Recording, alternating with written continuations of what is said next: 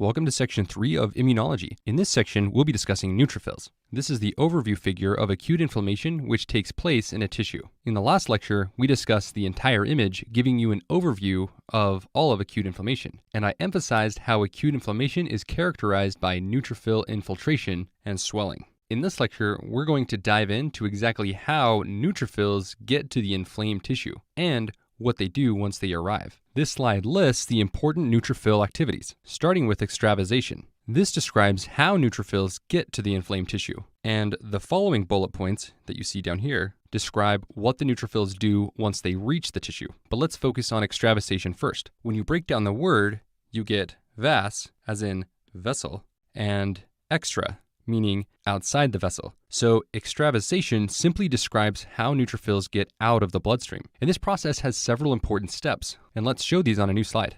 This table lists the steps of extravasation, starting with margination. What happens here is the arterioles near the site of inflammation will dilate, as we discussed in the previous video. And as a result of this vasodilation, the flow of blood is slowed down. And this allows the neutrophils to flow from the center of the vessel to the vascular periphery. And this movement to the periphery is what we call margination. This image will depict these steps of extravasation as we describe them from the table. We just explained margination. As you can see, there is arterial dilation, and this naturally pushes the neutrophils to the periphery, as you can see indicated by these arrows. And it's this margination that allows the next step to occur, which is rolling. Now, step 2, or rolling, occurs as a result of several things that occur during acute inflammation. For example, during acute inflammation, mast cells will release histamine, and this histamine will cause the Weibel-Palade bodies in the endothelial cells to release P-selectin. These P-selectins are displayed on the vascular wall. Going back to acute inflammation generally, we know that macrophages will release tumor necrosis factor and interleukin-1, and these two things will upregulate E-selectins on the vascular wall. So now we have E-selectins and P-selectins, both of which are on the vascular wall. In order to remember that the P-selectins come from the Weibel-Palade bodies is to think of the letter P. P-selectins, P for palate. In any case, these E-selectins and P-selectins will bind weakly to sialyl-Lewis X, which is on the neutrophils. And since the binding is weak, there will be repeated attachment and detachment between sialyl-Lewis and the selectins. And it's this process that we call rolling. Going back to this image, focus directly on the endothelial cells on the top. Within them, we can see these Weibel-Palade bodies. And when stimulated, these bodies will release P-selectin. Again, the P in Weibel-Palade should help you remember P-selectin. And what stimulates the Weibel-Palade body to release P-selectin? Histamine. Next, we can see that IL-1 and TNF will upregulate the expression of E-selectin, represented as these orange bodies. And finally, we can see the neutrophil with the sialyl-Lewis. The E and P-selectins will bind weakly to sialyl-Lewis, and since these attachments are weak, they can attach and detach, allowing the neutrophil to roll, as you can see with these arrows. So this process is rolling. Eventually, the neutrophils are going to need to tightly bind to the vascular wall so that they can enter the tissues. That process is called adhesion.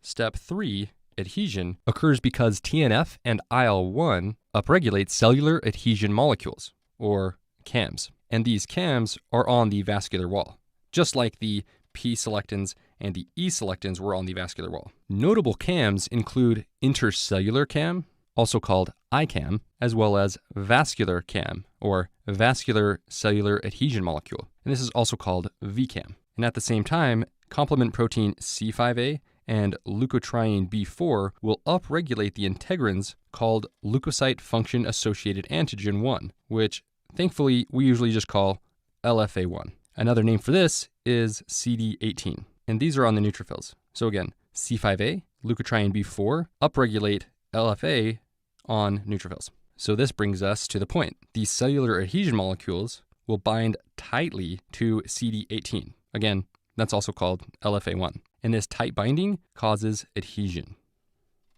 Going back to this image, we can see ICAM and VCAM, and these are expressed on the vascular surface. What upregulates these? IL-1 and TNF. You can also see that LFA1 is being expressed on the neutrophil, and LFA1 expression is upregulated by C5a and leukotriene B4. And this binding is much stronger than the binding of rolling. So this essentially causes the neutrophil to stop rolling and just adhere tightly to the vascular surface. And this is what we call adhesion. After this occurs, the neutrophil will need to cross the endothelial barrier and enter the tissue. This is what we call transmigration. Step 4, transmigration, occurs through platelet endothelial cell adhesion molecules, thankfully abbreviated to PCAM1. And these are also called CD31. And these are present on the neutrophils and the endothelial cells. So what this means for you is you only need to remember one molecule for transmigration. So these PCAM to PCAM attachments allow the neutrophils to enter the interstitial tissue. And this process is called transmigration. Going to this image, we can see transmigration and the PCAM to PCAM interactions here. You can see one on the endothelial surface and one on the neutrophil. And you can see that relationship again up here, as the neutrophil squeezes through the endothelial cells and enters the inflamed tissue. Once there in the tissue, the neutrophils must be directed exactly where to go. This is done through chemotaxis. Understanding migration, or chemotaxis, really just relies on you knowing the cytokines that direct the neutrophil. These include IL-8, C5a, leukotriene B4, and bacterial products. All four of these can direct the neutrophils on exactly where in the tissue phagocytosis is required. Again, this idea is called chemotaxis. So we see chemotaxis up here in the tissue. So these three cytokines are extremely important to remember. And also remember that pathogens, which are represented here, or necrotic tissue, also have molecules that will attract the neutrophils. Now that we've talked about extravasation, you see how neutrophils will exit the bloodstream to enter the inflamed tissue. Now let's discuss what the neutrophils do once they arrive at their destination, starting with phagocytosis. So when we talk about phagocytosis, just think the neutrophils will reach the necrotic tissue, or the pathogens, and then the necrotic tissue or pathogens are engulfed by the neutrophil, and that engulfing places that necrotic tissue or the pathogen in phagosomes within the neutrophil. So now we're inside the cell, and these intracellular phagosomes will then combine with lysosomes, and together they will form phagolysosomes. And this is where the magic happens. Within phagolysosomes, the pathogens will be destroyed. This image demonstrates phagocytosis within the neutrophil, as well as the formation of the phagolysosome. We can see the pathogen up here. When phagocytic receptors are activated, the first step of engulfing the pathogen is initiated, and this phagocytosis leads to the formation of a phagosome. The phagosome will then fuse with the lysosome, and this forms the phagolysosome. And we'll come back later to talk about the phagolysosome and the oxidative burst that occurs within it. So coming back to our timeline, neutrophils experience extravasation in order to enter the inflamed tissue. Then they perform phagocytosis. After that, they need to destroy the pathogen. And there are two ways the neutrophil can accomplish this. The most effective way is through oxidative killing. And oxidative killing is performed through the oxidative or respiratory burst. The other way in which neutrophils can destroy the pathogen is through non-oxidative killing. And this is less effective. And let's dive into this non-oxidative killing a little bit more in detail before we come back to oxidative killing. So as mentioned before, non-oxidative killing is less effective than oxidative killing. And it's important to know that different immune cells will release granules with various substances. For example, the granules that neutrophils release are a little bit different than those that the macrophages would release, or even eosinophils. One of the highest yield substances that neutrophils release is lactoferrin. This binds free iron, and this makes it so the iron is unavailable for the pathogen, ultimately leading to the pathogen's death. Macrophages most often use a lysozyme, and this is something that hydrolyzes the peptidoglycan, which leads to lysis of bacteria. Eosinophils secrete many things, the most important of which is major basic protein. This is secreted and is toxic to helminths and bacteria, so this of course causes pathogen death. Coming back to this slide, remember that we're focused on the activities of neutrophils. So for non-oxidative killing, we have written lactoferrin, the substance that neutrophils most often use. But as mentioned before, oxidative killing through the oxidative burst is more effective at killing microbes. Let's dive into this process on a new slide. The oxidative or respiratory burst involves NADPH oxidase. This converts oxygen to superoxide. So this oxygen is where the term oxidative burst gets its name. And then an enzyme called superoxide dismutase will convert the superoxide into hydrogen peroxide, which you'll see as H2O2. Next, an enzyme called myeloperoxidase, or MPO, will convert the hydrogen peroxide into bleach. And this is hydroxychloride, and this is called hypochlorite. And it's this bleach or hypochlorite that kills the pathogen. So why is the oxidative burst so effective? It's because of bleach.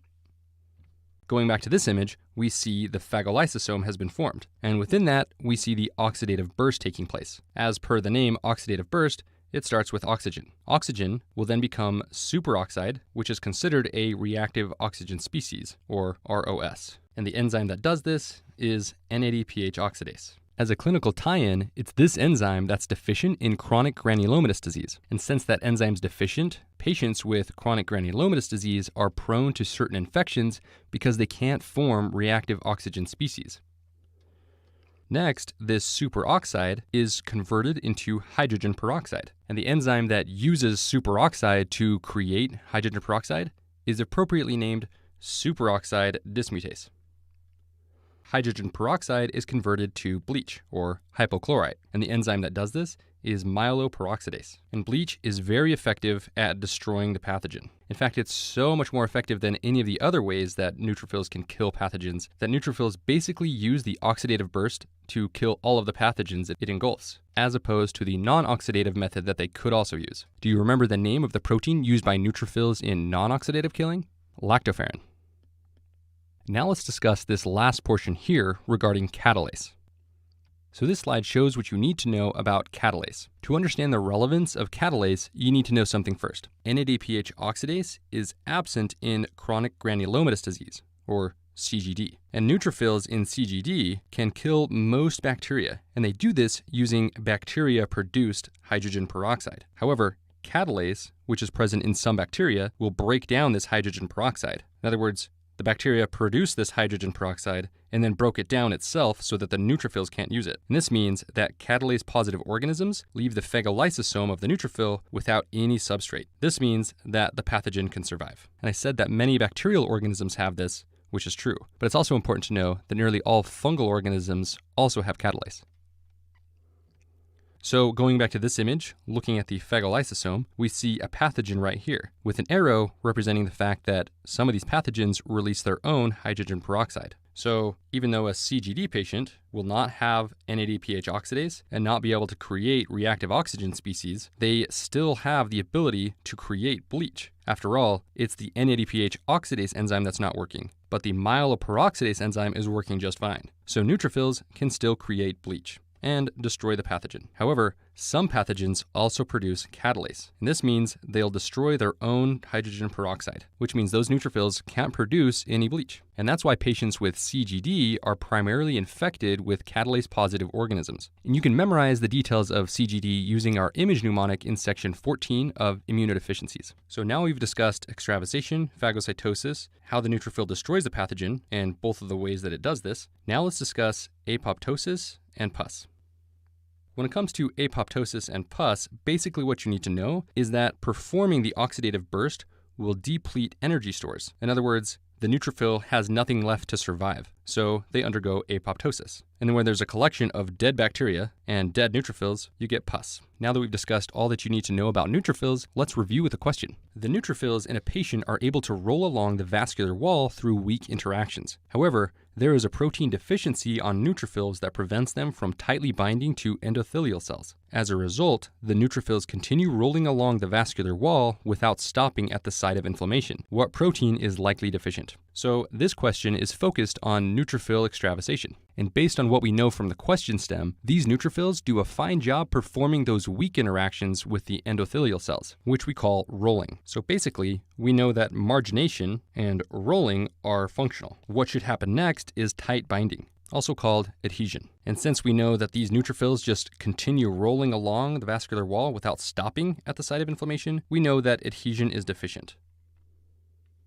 So going back to this image, based on what we know about the patient, margination of neutrophils is fine, and rolling of neutrophils is fine. It's adhesion that is problematic. So what proteins are we worried about? That would be LFA1 and the cellular adhesion molecules, VCAM and ICAM. Now, if you thought the answer was PCAM, you likely understand the process of extravasation. However, before the neutrophil can utilize PCAM interactions and transmigrate into the inflamed tissue, it must first adhere to the vascular wall. And if the neutrophils just continue rolling along without stopping, we assume they were never able to perform adhesion. So we're thinking of a problem with adhesion, not a problem with transmigration. So going back to the question, what protein is likely deficient? Again, that's referring to a protein deficiency on the neutrophils. We would think LFA1, also called CD18. And that concludes this section.